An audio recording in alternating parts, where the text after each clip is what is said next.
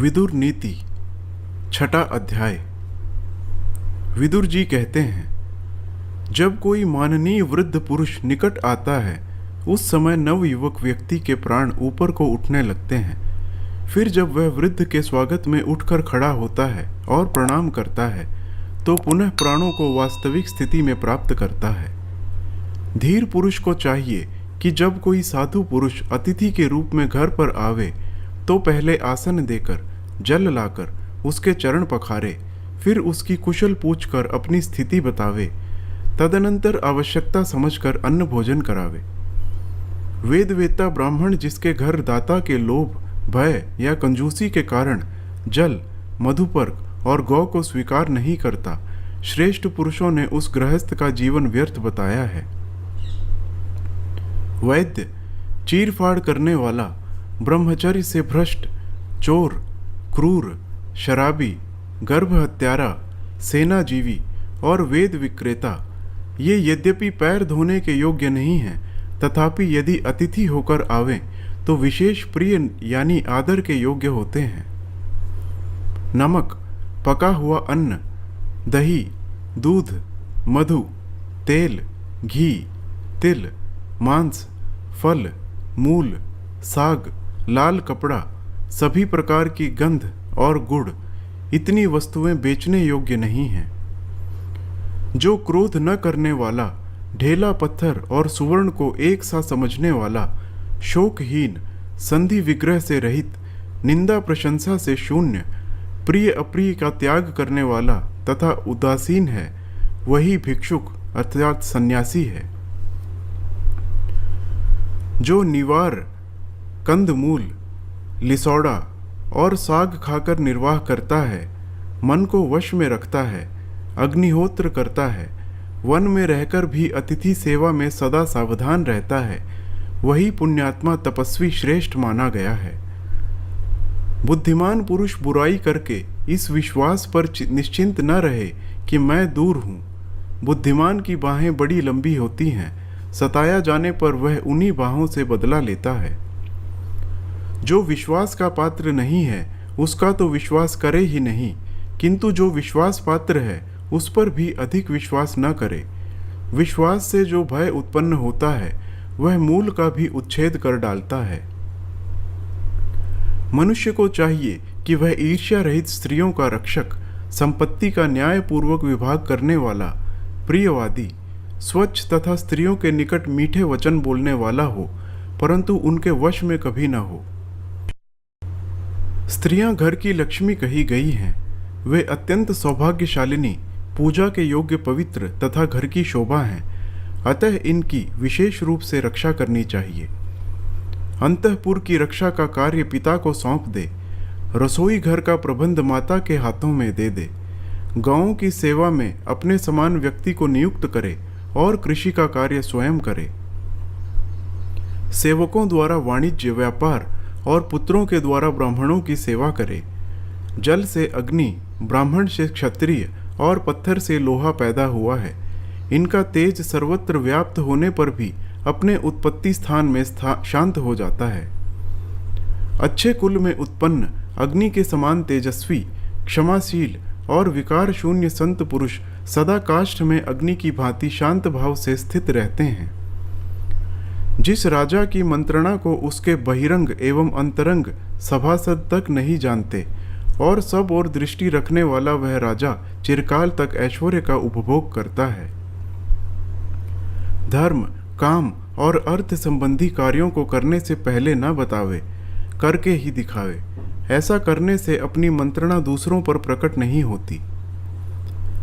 पर्वत की चोटी अथवा राजमहल पर चढ़कर एकांत स्थान में जाकर या जंगल में तृण आदि से अनावृत स्थान पर मंत्रणा करनी चाहिए। भारत, जो मित्र ना हो, मित्र होने पर भी पंडित ना हो, पंडित होने पर भी जिसका मन वश में ना हो, वह अपनी गुप्त मंत्रणा जानने के योग्य नहीं है। राजा अच्छी तरह परीक्षा किए बिना किसी को अपना मंत्री न बनावे, क्योंकि धन की प्राप्ति और मंत्र की रक्षा का भार मंत्री पर ही रहता है। जिसके धर्म, अर्थ और काम विषयक सभी कार्यों को पूर्ण होने के बाद ही सभासदगण जान पाते हैं, वही राजा समस्त राजाओं में श्रेष्ठ है। अपने मंत्र को गुप्त रखने वाले उस राजा को निस्संदेह सिद्धि प्राप्त होती है। जो मोहवश बुरे काम करता है वह उन कार्यों का विपरीत परिणाम होने से अपने जीवन से भी हाथ धो बैठता है।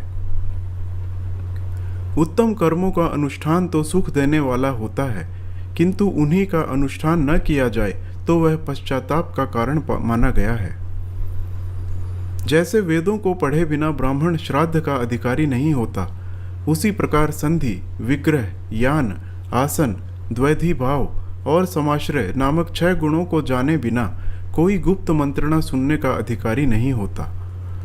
राजन, जो संधि, विग्रह आदि 6 गुणों की जानकारी के कारण प्रसिद्ध है, स्थिति, वृद्धि और ह्रास को जानता है तथा जिसके स्वभाव की सब लोग प्रशंसा करते हैं, उसी राजा के अधीन पृथ्वी रहती है। जिसके क्रोध और हर्ष व्यर्थ नहीं जाते, जो आवश्यक कार्यों की स्वयं देखभाल करता है और खजाने की भी स्वयं जानकारी रखता है, उसकी पृथ्वी पर्याप्त धन देने वाली होती है। भूपति को चाहिए कि वह अपने राजा नाम से और राजोचित छत्र धारण से संतुष्ट रहे, सेवकों को पर्याप्त धन दे, सब अकेले ही न हड़प ले। ब्राह्मण को ब्राह्मण जानता है, स्त्री को उसका पति जानता है, मंत्री को राजा जानता है और राजा को भी राजा ही जानता है। वश में आए हुए वध योग्य शत्रु को कभी नहीं छोड़ना चाहिए। यदि अपना बल अधिक न हो तो नम्र होकर उसके पास समय बिताना चाहिए और बल अधिक होने पर उसे मार डालना चाहिए, क्योंकि यदि शत्रु मारा न गया तो उससे शीघ्र ही भय उपस्थित होता है। देवता, ब्राह्मण, राजा, वृद्ध, बालक और रोगी पर होने वाले क्रोध को प्रयत्नपूर्वक सदा रोकना चाहिए। निरर्थक कलह करना मूर्खों का काम है। बुद्धिमान पुरुष को इसका त्याग करना चाहिए। ऐसा करने से उसे लोक में यश मिलता है और अनर्थ का सामना नहीं करना पड़ता।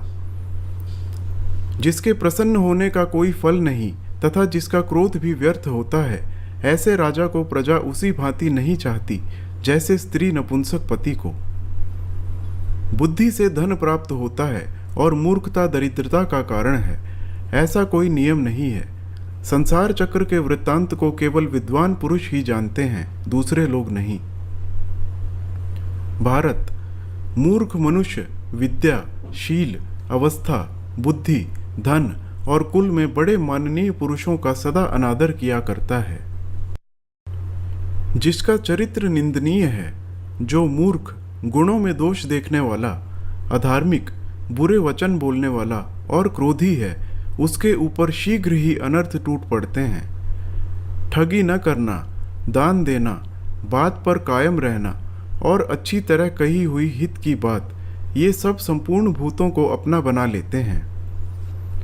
किसी को भी धोखा न देने वाला, चतुर, कृतज्ञ, बुद्धिमान और सरल राजा खजाना खत्म हो जाने पर भी सहायकों को पा जाता है, अर्थात उसे सहायक मिल ही जाते हैं। धैर्य, मनोनिग्रह, इंद्रिय संयम, पवित्रता, दया, कोमल वाणी और मित्र से द्रोह न करना, ये 7 बातें लक्ष्मी को बढ़ाने वाली हैं। राजन, जो अपने आश्रितों में धन का ठीक ठीक बंटवारा नहीं करता तथा जो दुष्ट, कृतघ्न और निर्लज्ज है, ऐसा राजा इस लोक में त्याग देने योग्य है। जो स्वयं दोषी होकर भी निर्दोष आत्मीय व्यक्ति को कुपित करता है, वह सर्पयुक्त घर में रहने वाले मनुष्य की भांति रात में सुख से नहीं सो सकता। भारत, जिनके ऊपर दोषारोपण करने से योग्य और क्षेम में बाधा आती हो, उन लोगों को देवता की भांति सदा प्रसन्न रखना चाहिए। जो धन आदि पदार्थ स्त्री, प्रमादी, पतित और नीच पुरुषों के हाथ में सौंप दिए जाते हैं, वे संशय में पड़ जाते हैं। राजन, जहाँ का शासन स्त्री, जुआरी और बालक के हाथ में है, वहाँ के लोग नदी में पत्थर की नाव पर बैठने वालों की भांति विपत्ति के समुद्र में डूब जाते हैं। जो लोग जितना आवश्यक है उतने ही काम में लगे रहते हैं, अधिक में हाथ नहीं डालते, उन्हें मैं पंडित मानता हूँ, क्योंकि अधिक में हाथ डालना संघर्ष का कारण होता है। जुआरी जिसकी तारीफ करते हैं, चारण जिसकी प्रशंसा का गान करते हैं और वेश्याएं जिसकी बड़ाई किया करती हैं, वह मनुष्य जीता ही मुर्दे के समान है। भारत, आपने उन महान धनुर्धर और अत्यंत तेजस्वी पांडवों को छोड़कर एक महान ऐश्वर्य का भार दुर्योधन के ऊपर रख दिया है। इसीलिए आप शीघ्र ही उस ऐश्वर्य मद से मूढ़ दुर्योधन को त्रिभुवन के साम्राज्य से गिरे हुए बलि की भांति इस राज्य से भ्रष्ट होते देखिएगा।